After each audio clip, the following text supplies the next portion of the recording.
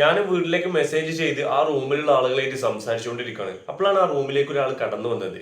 അദ്ദേഹം ആ ഫ്ലാറ്റിന്റെ ഇൻചാർജ് ഉള്ള ആളാണ്. അദ്ദേഹം ഒരു കൊല്ലംകാരനാണെന്ന് തോന്നുന്നു. 4 നിലയാണ് ആ ഫ്ലാറ്റ് ഉള്ളത്. അത് ലുലുവിന്റെ അക്കോമഡേഷൻ ആണ്. അതിൽ ഹിന്ദിക്കാരുണ്ട്, നേപ്പാളീസ് ഉണ്ട്, മിസ്രികളുണ്ട്, അതുപോലെ തന്നെ മലയാളീസ് ഒക്കെ ഉണ്ട്. ഒരു റൂമിൽ മലയാളികളാണെങ്കിൽ മലയാളികൾ മാത്രമേ ഉണ്ടാവുള്ളൂ. അങ്ങനെയാണ് അതിന്റെ കാര്യങ്ങളൊക്കെ റെഡി ആക്കിയിട്ടുള്ളത്. അദ്ദേഹം എന്റെ 4ാമത്തെ നിലയിൽ ഒരു റൂമിൽ ബെഡ് ഒഴിവുണ്ട്, അങ്ങോട്ടേക്കാണ് കൊണ്ടുപോയത്. ആ റൂമിന്റെ പ്രത്യേകത എന്ന് പറഞ്ഞാൽ ഡോർ തുറന്ന് ഉള്ളിലേക്ക് പ്രവേശിച്ചു കഴിഞ്ഞാൽ വിശാലമായിട്ടുള്ള ഒരു ഹാള്, അതിലൊരു കിച്ചണ്, 2 ബാത്റൂം, 2 റൂം. ഒരു റൂമിൽ 2 ഇക്കമാരാണ് ഉള്ളത്, മറ്റു റൂമിൽ 2 പയ്യന്മാരും. ഈ പയ്യന്മാര് ഞാൻ വരുന്നതിന്റെ 2 ആഴ്ച മുമ്പ് പുതുതായി വന്ന ആളുകളാണ്.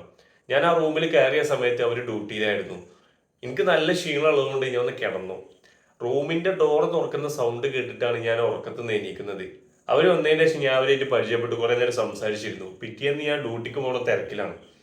എല്ലാവരും ഡ്യൂട്ടിക്ക് പോണ സമയത്ത് ഞാൻ എന്ത് ചെയ്തു, കുളിച്ച് ഫ്രഷ് ആയി ഞാൻ ഡ്യൂട്ടിക്ക് പോയി. ഡ്യൂട്ടിക്ക് പോയതിന് ശേഷം ഞാൻ നേരെ ഓഫീസിലേക്കാണ് പോയത്. എന്റെ ഡ്യൂട്ടി എന്താണെന്നും അതുപോലെ തന്നെ എഗ്രിമെന്റ് ഒക്കെ സൈൻ ചെയ്യാനുണ്ട്, അതിന് വേണ്ടിയിട്ടാണ് ഞാൻ ഓഫീസിൽ പോയത്. എന്നോട് പറഞ്ഞു GM ഒന്ന് കാണണമെന്ന് പറഞ്ഞു. അദ്ദേഹം ഒരു മലയാളിയായിരുന്നു. അദ്ദേഹമായിട്ട് സംസാരിച്ചപ്പോൾ എനിക്ക് ഭയങ്കര ഒരു സമാധാനം ആശ്വാസമായിരുന്നു. കാരണം എന്താ വെച്ചാൽ എന്റെ ഏട്ടനെ പോലെ ആയിരുന്നു അദ്ദേഹം സംസാരിച്ചത്. അത്രക്കും ഫ്രണ്ട്ലി ആയിട്ടാണ്. ആ സാറിന്റെ മുഖം എനിക്ക് ഇപ്പോഴും എന്റെ മനസ്സിൽ ഓർമ്മയുണ്ട്. അത്രക്കും ഫ്രണ്ട്ലി ആയിരുന്നു അദ്ദേഹം. ബാക്കി നാളെ.